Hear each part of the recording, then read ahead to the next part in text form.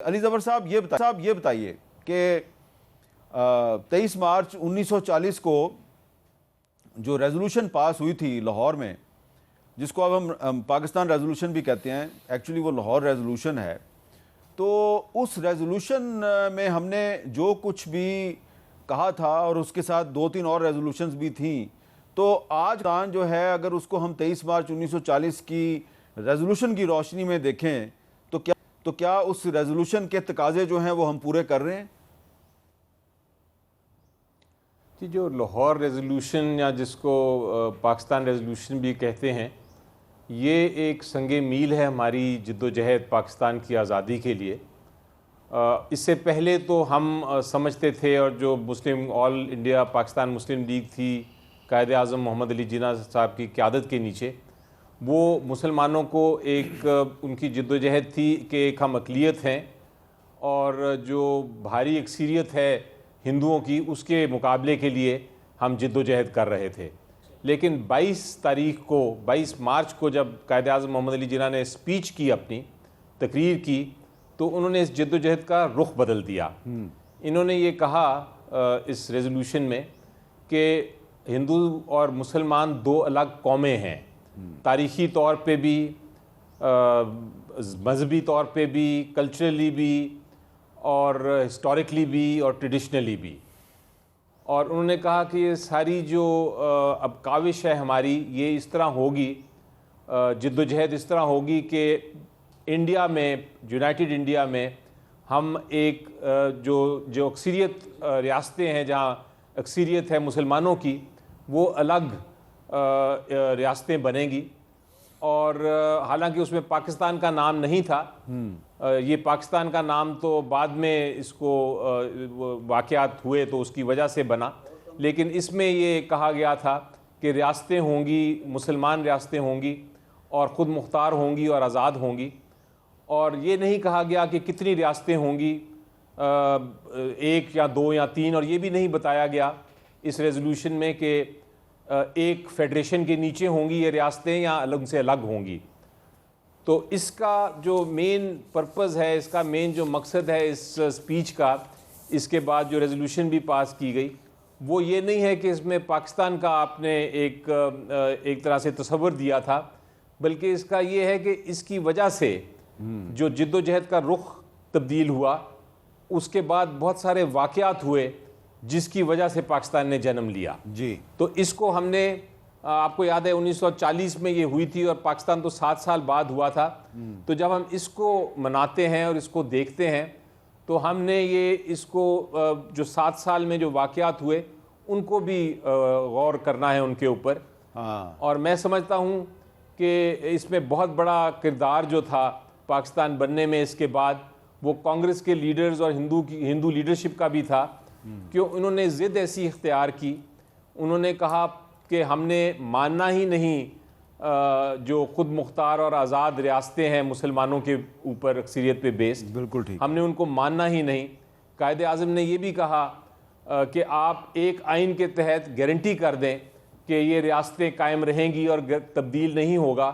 اس پہ نہرو، مجھے یاد ہے، میں نے پڑھا ہے اس کو ہسٹری میں، کہ نہرو نے کہا کہ نہیں، جب ایک بار ہم آزاد ہو گئے تو اکثریت کا جو مرضی ہے وہ کرے، اور یہ ریاستوں کو ہم گارنٹی نہیں کریں گے۔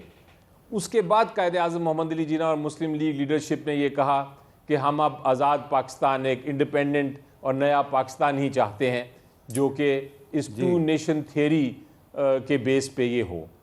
تو یہ یہاں سے اس کا شروع ہوتی ہے شروعات۔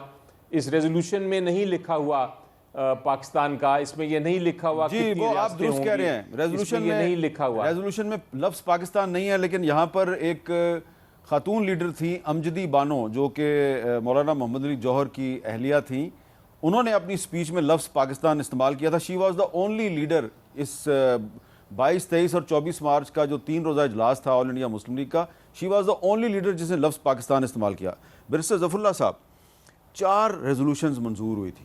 پہلی تھی ایک علیحدہ وطن، دوسری تھی فلسطین کے بارے میں، تیسری تھی خاکسار تحریک کے جلسے پہ ایک فائرنگ ہوئی تھی اس کی مذمت، اور چوتھی تھی کہ آل انڈیا مسلم لیگ کے کانسٹیٹیوشن میں ایک امینڈمنٹ کی گئی کہ صوبائی مسلم لیگ جو ہے وہ اگر کسی ڈسپلن کی خلاف ورزی کرتی ہے تو اس کے خلاف کارروائی کیسے کی جائے گی؟ اب اس میں میرے خیال سے کہ پہلی قرارداد کے علاوہ دوسری فلسطین والی بڑی اہم ہے، اور آخری جو چوتھی قرارداد ہے آئین کی اہمیت کے حوالے سے۔ پہلے آپ یہ بتائیں کہ 23 مارچ 1940 کو آل انڈیا مسلم لیگ کو کیا پڑی تھی کہ وہ فلسطینیوں کے ساتھ اظہار یکجہتی کر رہی ہے؟ Thank you very much. مجھے اگر اجازت دیں تو میں تھوڑا اس کا سوشولوجیکل اور ہسٹوریکل نہیں سوشولوجیکل فیکٹر بتانا چاہتا ہوں۔ دیکھیے، ہم جو مسلمان یہاں رہ رہے ہیں نا، ہماری ایک شناخت بننا شروع ہوئی جب سے محمد بن قاسم یہاں آئے، پھر حملہ آور آئے، ایک صوفیاء آئے، علماء آئے، تو ہماری ایک کمیونٹی بن گئی انڈیا پاکستان میں، اور کمیونٹی کی اپنی شناخت ڈیولپ ہوگی، پھر ہماری حکومتیں بننا شروع ہو گئیں۔ اس کے بعد ایک زمانہ آیا کہ جب وہ ہندوازم میں ایک بڑی خوبی ہے کہ وہ سپنج لائک ہے، وہ ہر شے کو اپنے اندر لے جاتا ہے۔ یہ تحریک شروع ہو گئی کرما کریم کی، آپ کے علم میں ہے، رام اور رحیم کی، تو الف ثانی کھڑے ہوئے، انہوں نے کہا بھائی نہیں، ہماری آئیڈینٹی الگ ہے، حضرت مجدد الف ثانی رحمۃ اللہ علیہ، ہماری ہم یہ نہیں کرتے۔ یہ معاملہ چلتا آیا، میں مختصر کرتا ہوں۔ پھر 1857 میں جو کچھ راہ تھا ہمارے پاس تھا وہ بھی چلا گیا، اور اس کے بعد ایک ظلم کا دروازہ شروع ہوا، اور اس کے بعد مسلمانوں کو احساس ہوا، مسلم لیگ بن گئی۔ 1930 پہ میں رکوں گا، پھر دو فکروں کے بعد خطبہ الہ آباد اصل شروع وہیں سے ہوتا ہے۔ ہمارے مفکر پاکستان علامہ اقبال رحمۃ اللہ علیہ، ان کو صادر مشرق و مغرب کی سیاست پہ ان پہ نظر تھی، اور مسلمانوں کی عمرانی زندگی ہے، سیاسی معاشی زندگی ہے، ان کی شناخت کیا ہے اقوام عالم میں، ان میں ان کو مسئلہ تھا۔ اس کا انہوں نے سب سے پہلے اظہار کیا 1930 کے لیکچر میں، اور بہت خوبصورت لیکچر ہے۔ اس میں یہی مسائل کیے جو میں عوامی زبان میں کہہ رہا ہوں، کہ انہوں نے کہا کہ نہیں، ہم الگ قوم ہیں، ہماری شناخت ہے، ہماری تہذیب ہے، ہمیں ایک خطہ چاہیے جس میں ہم اسلام کا سوشل ویلفیئر اور سوشل جسٹس اس کو ہم پھیلائیں۔ اس کے بعد آگے چل گئی، فاٹی آ گئی، چونکہ شاہ صاحب نے بیان کر دی، میں وہاں نہیں جاتا۔ یہ ایک مجبوری تھی ہماری، دو پرنسپل پہ ہماری موومنٹ تھی۔ پرنسپل تھا کہ ہماری اپنی تہذیب اور شناخت ہے، اس کو ہم نے بچانا ہے، اور ہماری جو گولڈن ویلیوز ہے اسلام کی، جس کو اقبال نے کئی دفعہ کئی ناموں سے کہا، اسپرچول ڈیموکریسی کہا، کہیں سوشل ویلفیئر کہا، کہیں سوشل جسٹس کہا، ہم اس کو کریں گے۔ یہ فلسطین اس سے لنک ہے۔ لوگوں کو معلوم نہیں، غالباً دسمبر 30 یا 31 میں جب قاہرہ میں گئے نا سیکنڈ کانفرنس سے واپس پہ، اقبال نے بڑی ایک عجیب و غریب تقریر کی۔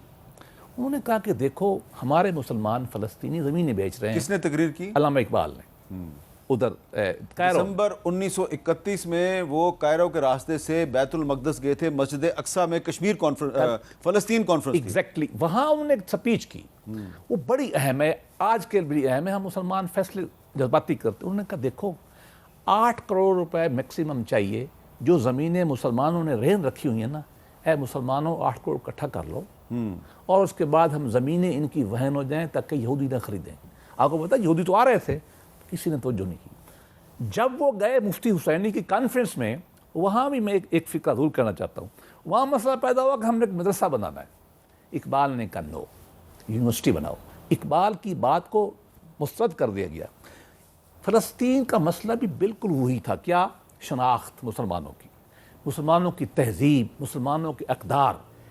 گویا کہ جو فلسافیکل فاؤنڈیشن تھی نا اقبال کے ذہن میں، یا قائد اعظم کے ذہن میں، جو شاہ رگ کہتے تھے، یا کہتے تھے کہ قبلہ اول ہے ہمارا، یہ وہی تھی کہ تہذیب بچانی ہے اپنی، ہماری جو سونی لگے ہوئے ہیں نا یہ ہمیں تہذیب ختم کرنے کے لیے، اور پھر اس کے تحت ہم نے ایک سوشل ویلفیئر کا کانسٹیٹیوشنلزم کے اوپر بنیاد بنا کر عوام کی فلاح کے لیے نظام بنانا ہے۔ سوال یہ کہ کیا پورا ہو رہا ہے، اس پہ بعد میں کانسٹیٹیوشنلزم پہ بھی آتا ہوں، لیکن